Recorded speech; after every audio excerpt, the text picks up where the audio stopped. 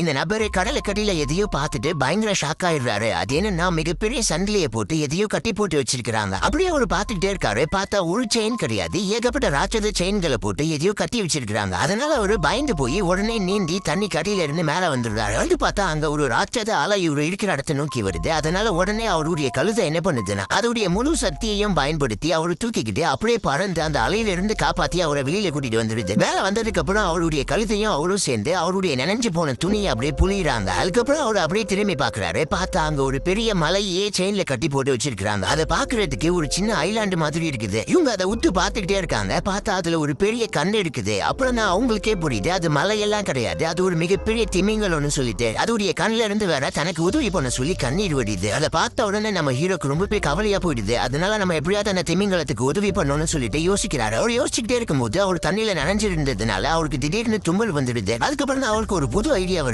உடனே அவருடைய கழுத்து மேல உட்காந்துக்கிட்டு அப்படியே பறந்து போக ஆரம்பிக்கிறாரு. பறந்து எங்க போறாருன்னா அந்த திமிங்கலத்துடைய மூக்குக்குள்ள போறாரு. இல்ல கொஞ்சம் தூரம் போனதுக்கு அப்புறம் அந்த கழுத்து அதோடைய ஷார்ப்பான ரக்கையை வச்சு அந்த திமிங்கலத்துடைய மூக்குல அப்படியே சுரண்டுது. சுரண்டன உடனே அந்த திமிங்கலத்துக்கு தும்மல் வர மாதிரி இருக்கும் போல அதனால அந்த திமிங்கலம் கொஞ்சம் கொஞ்சமா வாயை தொடக்க அங்க இருக்கிற ஒவ்வொரு சங்கிலியா அப்படியே அறுத்துக்கிட்டு விழ ஆரம்பிக்குது. அதுக்கப்புறம் கொஞ்ச நேரத்திலேயே அந்த திமிங்கலம் அப்படியே தும்மிடுது. தும்முன அடுத்த செகண்டே பார்த்தா எல்லா சங்கிலியும் அறுத்துக்கிட்டு இவங்களும் அப்படியே அதுக்குள்ள இருந்து வெளியில வந்துடுறாங்க. இவங்க மட்டும் இல்லாம அந்த திமிங்கலத்துடைய வயிற்றுக்குள்ள ஏகப்பட்ட கப்பல்லாம் இருந்திருக்கும் போல அது எல்லாமே இப்ப வெளியில வந்துருது. ஆக்சுவலா இந்த கழுதை இவருக்கு எப்படி கிடைச்சிருக்கும்னா எங்க ஊர்ல ஒரு விவசாயி இருந்திருப்பாரு. அவருடைய நெற்பயிரெல்லாம் இரவு நேரத்துல ஏதோ ஒண்ணு வந்து நாசம் பண்ணிட்டு போயிடும். அதுக்காக அவரு ஒரு நாள் நம்ம ஹீரோவை பாதுகாப்புக்கு போட்டிருப்பாரு. அன்னைக்கு பார்த்தா ஒரு மிகப்பெரிய குதிரை அந்த இடத்துக்கு வந்திருக்கும். அந்த வெள்ளை குதிரையை நம்ம ஹீரோ கயிறு போட்டு பிடிக்கலான்னு பாப்பாரு. ஆனா அது நம்ம ஹீரோவே இழுத்துக்கிட்டு அங்கிருந்து பயங்கர ஸ்பீடா அப்படியே பறந்து போக ஆரம்பிச்சிடும். அப்படி அது போய்கிட்டே இருக்கும்போது ஒரு குளத்துக்குள்ள விழுந்து வெளியில வர முடியாம உள்ளேயே மாட்டிக்கும். அதை நம்ம ஹீரோ தான் கயிறை பிடிச்சி இழுத்து ரொம்பவே கஷ்டப்பட்டு காப்பாத்தி வெளியில எடுப்பாரு. அதனால அதை நம்ம ஹீரோக்கு நன்றி சொல்லிட்டு அங்கிருந்து கிளம்பிடும். அதுக்கப்புறம் இவரு மறுநாள் தூங்கி எந்திரிச்சதுக்கு அப்புறம் பார்த்தா இவரு கண் முன்னால 2 கருப்பு கொளுத்த குதிரைகளும் இந்த குட்டி மந்திர கழுதையும் இருந்திருக்கும். அந்த கழுதை தான் இவருக்கு